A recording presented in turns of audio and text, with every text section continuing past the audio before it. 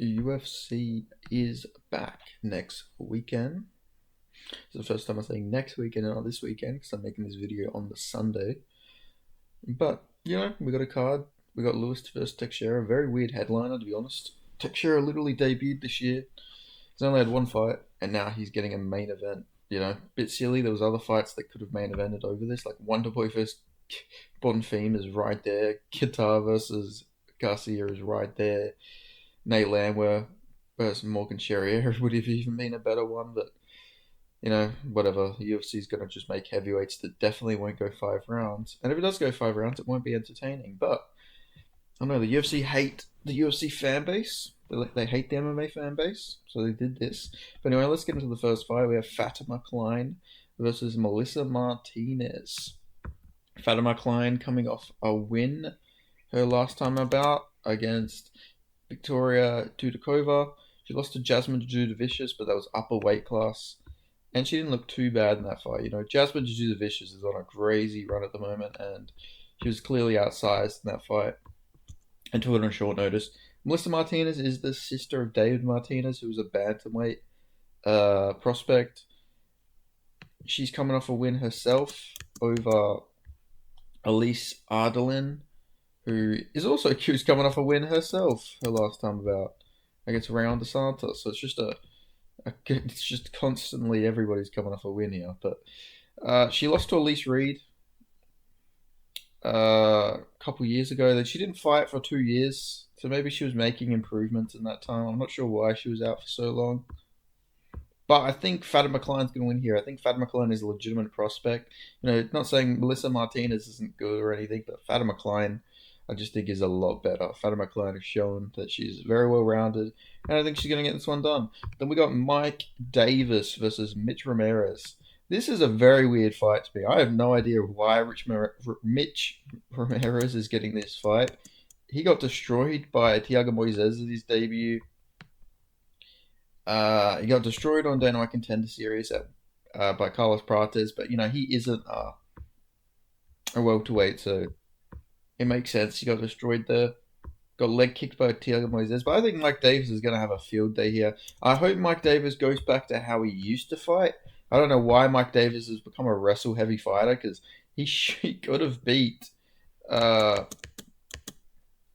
Fabrice Zam quite easily if he boxed. He's a good boxer. Even against Natan Levy, he literally dropped Natan Levy in the first minute of the fight with a jab, and he then didn't go to the fucking boxing for the rest of the fight. He just wrestled. I don't know what he was trying to do. I mean, he got the submission, but still, like, you're a boxer. Why are you not boxing? Like, seriously, I don't know what's up with Mike Davis. You have very slick hands, very slick striking. Go to it, please. For goodness sake. Go to your boxing, you fucking idiot. You're a great boxer. I think if he boxes here, he's going to beat up Mitch Ramirez and tune him up. But if he wrestles, he's going to give Mitch Ramirez a chance to get into the fight. So Mike Davis, for God's sake, please strike. But he should win this. I think there's a big skill difference here between these two. I'm going to go Mike Davis. Then we got Kenan Chikwi versus Volta Walker. This is an interesting fight here. Both these guys are very big for the heavyweight weight class, like 6'5", 6'6". So these are both big heavyweights. Volta Walker's actually on a good run after losing to Lucas Bresky. He's on a 2-fight winning streak. But against Dontel Mays and Junior Taffa, who aren't particularly great.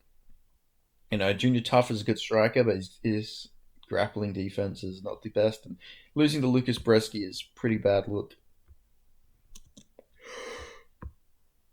Oh, I'm sorry for yawning. It's literally 6 a.m. here. All right, give me a break.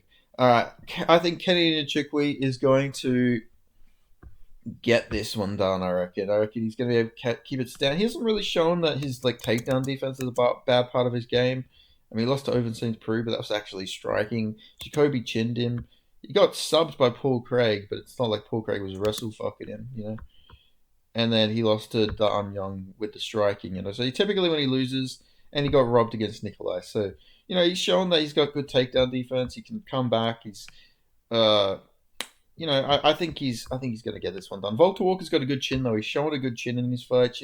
He's the opposite of his brother Johnny. He's got a granite chin on him. But I think I'm going to go Kenny Nchukwi to probably win a decision here. I think he'll probably get the decision. You know, Volta Walk is very tough. So yeah, we'll go Kenny Nchukwi by decision. Then we have Lauren Murphy versus Eduarda Mora. This is an interesting fight in the women's division. 41-year-old Lauren Murphy coming back after a 2-year layoff to fight Eduarda Mora. 10-year age difference here, almost 11-year age difference. I like the younger fighter here. I'm not completely sold on Eduarda Mora. You know, she's coming off. She's got momentum on her side. Plus, she's been more active. She's coming off a win over. I mean, she beat Veronica Hardy. That's a really good win. Veronica Hardy's actually a pretty good fighter. You know, she beat Montserrat Ruiz, and then yeah, she lost to Denise Gomez, but it was a split decision. You know, it was close. And I think did she miss weight or did Mora miss weight? Okay, she missed the weight, not Denise Gomez. That's why she's moved up a weight class for her last two fights, which is probably better for her health wise. So yeah, we'll go Eduardo Mora to get this one done over Lauren Murphy, probably by decision. You know, I think she'll beat her up a little bit. Then we got Jake Matthews versus Chidi Nchukwi. This is a really good fight. Crazy the age difference here, considering Chidi's meant to be the young up and comer when you think about it, but Jake Matthews 6 years younger. Always, even to this day, still so much younger than so many of the guys he fights. I think Jake Matthews is going to win this fight. Chidi's good. He's powerful. I know people will look at the fight that Jake Matthews had about Semmelsberger and say Chidi will just KO him, but I think Matthews just fought a really silly fight there. I think he believed a bit too much in his hands. His hands are very good, don't get me wrong. But I think he has a real clear path to victory here, and he might not take it. Honestly, he might not take it. You know, sometimes his fight IQ leaves a bit more to be desired, but I think Jake Matthews should mix in the wrestling here. Chidi's been shown to be able to get taken down before. And if you do have a takedown threat, he leaves his chin out there a lot more as well. I think Jake Matthews can win this fight on the feet too, don't get me wrong. But I think his path to victory is to mix up the grappling here. You know, Chidi, he lost to Albert Duraev, which is a bad look. You know, that was a split decision. I don't know. He's been subbed before, especially at welterweight. You know, I think that a clear path to victory here for Jake Matthews. He's got to mix in the grappling here. Please, for the love of God, Jake Matthews, if you're watching this, mix in your grappling. But yeah, I'm going to go Jake Matthews here to get this one done over Chidi Nchukwi. Then we have Chris Curtis versus Max Griffin. Chris Curtis finally moving back down to welterweight. He hasn't fought in welterweight for many, many years since he moved to the UFC. And I think he's going to beat Max Griffin here. I think this is a good matchup for him. They're both boxers, but Max Griffin, you know, a bit older, and then Chris Curtis also has a similar record, but not as many wins. I like Chris Curtis to get this one done here. I think he's going to have the boxing advantage here. I think he's going to be able to have a fun fight here with Max Griffin. I think he's going to win. You know, he's a very good boxer. He's only 5-4. I swear Chris Curtis has way more fights in the UFC. What's Max Griffin's 8-9? But you know, people forget Max Griffin's only TKO loss is Colby Covington though. He survived Michael Morales. He survived all these other powerful strikers, but Colby Covington was the one to TKO him. It was more so an exhaustion TKO, but still, I'm gonna go Chris Curtis though to get this one done. I'll go decision though. I don't think he'll finish Max Griffin. He's pretty durable. So I'd say that Chris Curtis wins the back and forth decision, probably 29-28. Then we got Junior Taffa versus Tuco Tokos. I'm going to go the Juggernaut. I'm going to go Junior Taffa. Now, I worry that Tuco Tokos might just get a takedown and then, like, that's it. But I just feel like he's not the most durable guy, and if you're not that durable, it's going to be pretty bad for you against Junior Taffa. Plus, I think Junior Taffa is actually very good at light heavyweight. Light heavyweight is his weight class. Yeah, he's just so undersized against these heavyweights. It's actually extremely crazy when you look at it. So, yeah, just going through Junior Taffa's career, he started his career as an MMA fighter at light heavyweight, you know, beatdown promotions. Let me just like get rid of all these and just have MMA up there. So people are going to say, oh, well, why is he going to fight at light heavyweight? He's done it before, you know. First fight, light heavyweight, looked good. Wasn't against like the greatest guy, obviously. I swear he had another light heavyweight fight. Okay, I guess he's only fought a light heavyweight once. But he clearly sized a lot better as a light heavyweight for sure. So I think, you know, he's gonna not have to worry too much about getting ragdolled because of size. Maybe his takedown defense will still need a lot of work, but I think he'll be able to beat Tuco Tokos. But Tokos, managed to survive against Sterling, but he still lost every round. So we'll see what Junior Tuffa can bring to the table here. Maybe he goes out there and knocks out Tuco Tokos like Ming Yang Zhang did. But then we got Vitor Petrino versus Austin Lane. I'm gonna go Vitor Petrino. Austin Lane's good. He is good skill wise, but his chin is just too much of a warrior. Look at how many KO losses he has. Mario Pinto KO'd him. Dinez KO'd him. Justin Tuffa KO'd him. Let me go back. Vernon Lewis KO'd him. Frank Tate KO'd him. Greg Hardy KO'd him. These are all just so many KOs. The guy's chin is not.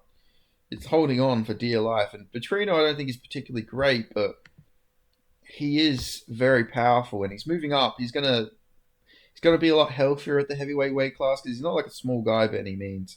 Then we got Nate Landwehr versus Morgan Charrier. I really want to pick Nate the Train here, but I just think this is a tough matchup for him. Morgan Charrier is a sharpshooter. He's got slick striking, and we just seen Nate Landwehr take an absolute beating from the Korean Superboy Do Hoi Choi. You know, I would love Nate the Train to go in there and get the win, but I just think that Morgan Charrier is probably going to get this one done. He lost to Nathaniel Wood, but Nathaniel Wood's good, and he's just showing he's got some power. And he had a very competitive fight with Chepe Mariscal that a lot of people think he won. I think that's very impressive. And he's also got a win over no, he doesn't have a win over Paul Hughes. I'm thinking of the wrong guy. But he had a competitive fight with Paul Hughes. A lot of his losses were early in his career as well, but. Oh, he beat a guy called Alexei Olenek, but not the Alexei Olenek. But yeah, I'm gonna go Morgan Charrier. I think he'll actually be able to get this one done over Nate the Train. Then we got Kelvin Guitar versus Steve Garcia. Now, part of me wanted to pick Kelvin Guitar here, but I've already been disappointed in him because I picked him against Yusuf Salau, and the third round he was coming back a little bit, but it was a little bit too late for my liking. And I don't know, Steve Garcia, I think he's just going to push forward, and I think Kelvin Guitar's striking defense isn't looking the greatest. It was never the greatest. I think Steve Garcia is going to be able to land on him a lot. I don't know if he'll finish him with like a knockout cold type of KO, but I think he will just standing TKO Kelvin Guitar. I don't know. Guitar just can't take shots the same way anymore. I don't think. He's coming off a lot of layoffs. He's coming off a lot of injuries. You can just tell he's losing it a little bit. So I'm going to go Steve Garcia. Then we got Wonderboy Thompson versus Gabriel Bonfim. Part of me wanted to pick Wonderboy here, man. A part of me really wanted to pick Wonderboy, but I don't know. He's way too old for me to pick him. I think if this was a couple of years ago, I think he could have won this, but he's just a bit older, and I don't like that. I really don't. 42. Bonfim's 27. That's a 15-year age difference. And I've been counting Bonfim out a lot since he lost to Nicholas Dalby. But to be fair, Nicholas Dalby was a big weight difference there. Not weight difference, big age difference there. How old was Nicholas Dalby? I mean, he was 38 and Bonfim was 26. So, age difference shouldn't mean everything. But I don't know. I think Bonfim is the safer pick here. Part of me really wants to pick Wonderboy Thompson because he showed good takedown defense against Shavkat Rakhmonov, and Bonfim does slow down. But I also think Shavkat's just got very mid wrestling in general, and he was doing really good against Buckley too on the feet. Like he was winning against Buckley.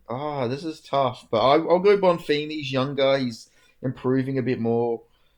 I'll go Gabriel Bonfim. But I'll root for Wonderboy Thompson, but I think Bonfim will probably get this one done. Then we got the main event. We got Derek Lewis in 2025 versus Taliesin Teixeira. I think Taliesin Teixeira is gonna get this one done. He's just I don't know. He's massive. Got a long reach. He's aggressive. He fights a good style. I think he's gonna be able to jab up Derek Lewis. I think he's gonna be able to land elbows in the clinch. I think he's just going to be. I feel like this is going to be a fight where Derek Lewis sort of quits a little bit. I mean, Derek Lewis is coming off a win though. He's coming off some momentum. He knocked out Rodrigo Nascimento over a year ago. Wow, he's been out for a while. He was meant to fight Romanov, that didn't happen. Was meant to fight Denez, that didn't happen. No, he's hopefully going to fight Taliesin Teixeira. Let's hope we don't get an on-day pullout like we did last time from Derek Lewis. But yeah, I'm going to go Taliesin Teixeira to get this one done over Derek Lewis. By TKO, I think it's going to be interesting. He's a tall guy. Derek Lewis did knock out Volkov, but Volkov was just piecing up for like the majority of that fight before he got chinned. So that is like a possibility here too. Maybe Taliesin Teixeira is winning, and then boom, Derek Lewis, big overhand, knocks him out. That's a possibility. Now, Taliesin Teixeira doesn't seem like he has the best defense, but I don't know. It seems like he's got a decent chin. I think he'll be able to beat Derek Lewis. But maybe we'll learn a bit about him here. Maybe we find out he's got a glass chin. He doesn't beat the greatest guys, but he got an easy win over Justin Tuffer. And Justin Tuffer's, people say he's not the best or whatever, but not many people just go out there and like run through him on the feet. Normally they'll try and wrestle or whatever, but Teixeira actually, went out there, chinned him with an elbow, hurt him badly. Like, shows he's got some power in his elbows. We've seen Derek Lewis take big elbows like that from Tai Tuivasa and get put out. So I think Taliesin Teixeira's got a real shot here, just with an elbow, to be honest. And this is the level of heavyweight MMA where I'm saying, well, he's been hit with an elbow before. That means Taliesin Teixeira could just land an elbow, and that literally could just be it. That's literally what could happen here. Taliesin Teixeira could literally just land one elbow, and that's done. Like that's the fight. But I don't know. We'll have to see what happens here. I think that Taliesin Teixeira will get this one done, but I'm not completely sold on him. Like I'm not like don't think don't get this confused by any means. I'm not the leader of the the Taliesin Teixeira hype train or anything like that. I just think this is a good matchup for him. Long rangey. Derek Lewis is like, look at the age difference here. The 20, no, I was about to say 25-year age difference. It's a 15-year age difference between these guys. That's crazy. That's a crazy big difference. So yeah, I'm gonna go Taliesin Teixeira to get this one done. But I could see Derek Lewis maybe landing a big shot on him, but I think Teixeira should fight a smart fight here, and he'll get a KO with the elbow. But anyway, that's my thoughts on this card. Let me know who you guys have winning these fights, and I'll see you guys next time. Goodbye.